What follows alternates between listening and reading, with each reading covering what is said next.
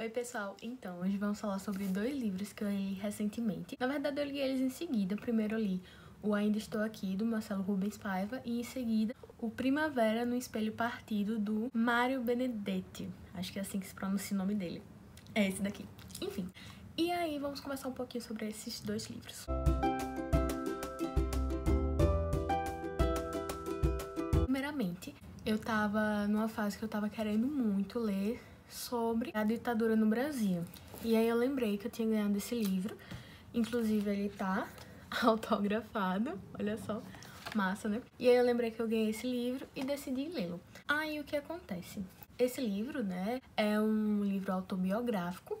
Então a gente vai acompanhar o Marcelo Rubens Paiva falando sobre basicamente a família dele, mas principalmente a mãe dele, chamada Eunice.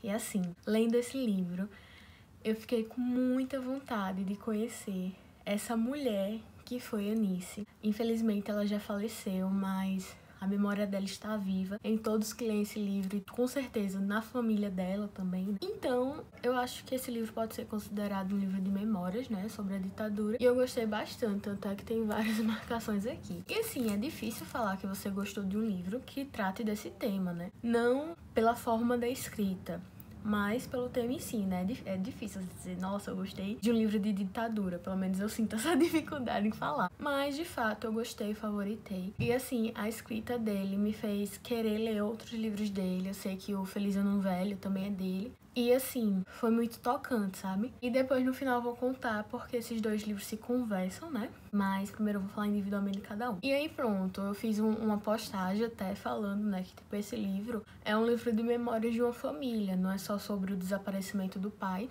Porque, assim, esse livro vai tratar sobre o desaparecimento do Rubens Paiva, que, infelizmente, foi uma das vítimas da ditadura daqui. E que demoraram... ainda, na verdade, ainda está demorando muito tempo para essa história, vamos dizer assim, se encerrar com o devido respeito, né? Então, com esse livro, a gente conhece mais na visão de uma criança também, né? Porque o Marcelo era pequeno quando isso aconteceu, mas também com a visão dele adulto, né? Porque é uma visão em retrospectiva, sabe?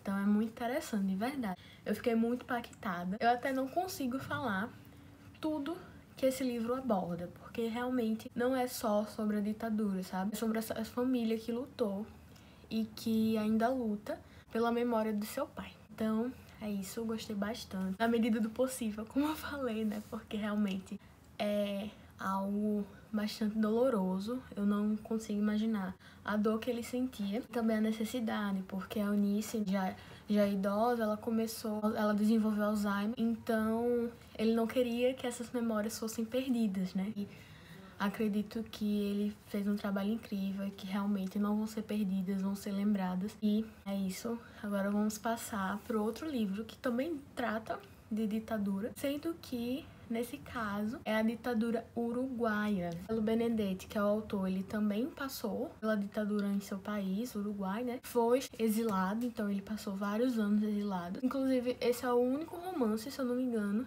que ele escreveu no exílio, sobre o exílio, sobre o que se fala esse livro, né? É até interessante, né? Porque vamos ter várias vozes. Vamos ter a voz do Santiago, que está preso, a voz do velho, que é o pai de Santiago, da Graciela, que é a esposa do Santiago, o outro, que é um amigo do Santiago, o Rolando, acho que é assim que fala o nome dele, a visão ainda da Beatriz, que é a filha do Santiago com a Graciela. Então a gente vai ter até um certo alívio cômico pelo olhar dela, enfim, porque tem aqueles trejeitos de criança, né? E, por fim, além desses 4, 5, não sei, a gente ainda vai ter realmente, até tá grafado em itálico, relatos do próprio autor sobre o seu exílio. Então, esse livro, embora seja também de memórias do autor, também tem essa ficção, que é o cerne, assim, né, do livro, e essa confusão, mas que não é confusão. Vários narradores falando ao mesmo tempo, e você lê um, aí depois o outro já diz que passou o tempo, aí você sabe o que aconteceu, enfim. Eu achei massa essa forma de escrita e esse jogo dos narradores, porque assim, a gente tem o Santiago que tá dentro de uma cela e não sabe o que tá acontecendo. A gente tem a Graciela que tá nisso com seu marido longe e passando por situações que deixam ela até mesmo confusa com seus próprios sentimentos. A gente tem esse amigo do Santiago também que tá lá ajudando e tal. Tem um velho que já passou por muita coisa e que tem umas passagens muito boas, assim, tipo de retrospectiva, digamos assim. E a gente tem a Beatriz, né, que nos traz um pouco um alívio, porque ela tem a inocência de uma criança, ela confunde as palavras, e aí ela chama a amiguinha de burra porque ela confundiu, mas a gente lendo sabe que ela que tá confundindo, e aí ela traz um pouco de leveza.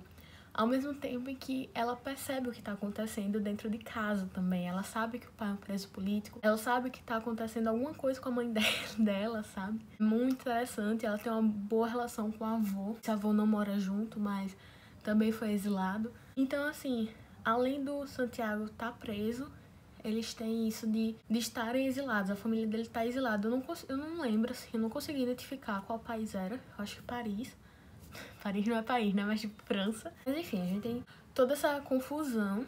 E aí é o primeiro ponto em que esses dois livros se conversam. Porque assim, embora tratem da ditadura, eles conversam mais também, né? Até porque pela quantidade de narradores e também pelo fato do pai do Marcelo Rubens Paiva já ser falecido, né?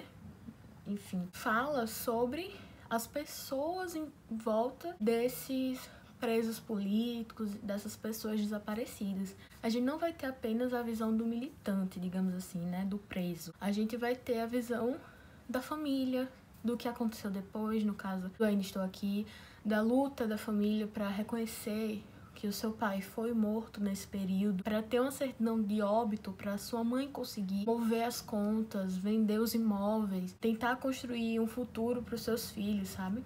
Enfim, o Ainda Estou Aqui realmente me impactou bastante. Ambos, na verdade, mas enfim, né?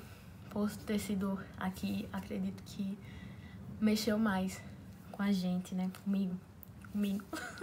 Mas que vai mexer com você também, assim espero. E, enquanto isso, o Primavera no Espelho Partido, ele também vai tratar da família que está. Claro, tem a visão do Santiago, mas a gente vai, pela quantidade de narradores, ter uma visão maior de quem tá fora, quem tá sofrendo com esse parente preso, né? E aí, em relação ao Primavera, a gente ainda tem o agravante, digamos assim, que a Graciela se vê não mais apaixonada, ela tem um certo carinho, mas por conta do tempo ela viu que conseguia ser autônoma, digamos assim, e que não estava mais sentindo esse amor carnal com o Santiago, não estava mais sentindo esse amor de marido e mulher. Então a gente vai ter aí alguma coisa, né? Porque tem esse amigo, né? Que ainda a narrativa se chama o outro, né? Então vocês podem supor o que vai acontecer. E assim, pode parecer spoiler, mas não é só isso, sabe? É muito mais do que isso. Mas a gente fica naquilo, né? Meu Deus, o Santiago, coitado. Enfim. E aí uma coisa que tirou meia estrelinha na minha avaliação, justamente isso, porque eu não queria que fosse um final aberto. E aí esse é o segundo ponto. Caótico, né? Esse é o segundo ponto que eles se conversam, digamos assim. Porque o processo do Rubens Paiva ainda está pendente, acredito que foi suspenso no STF, pelo menos até a data da publicação. Houve uma atualização, mas tipo, a época da publicação estava suspenso o julgamento.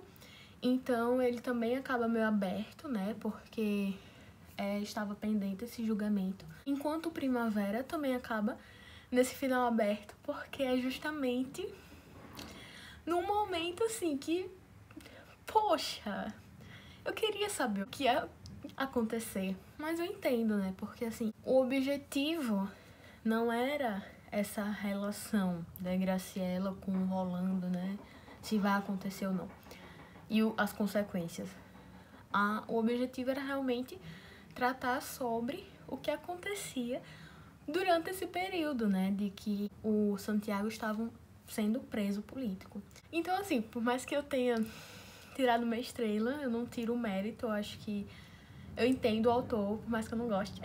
Eu entendo. E não tiro o mérito do livro, tanto é que eu favoritei, enfim. É só porque eu queria saber mais, sabe?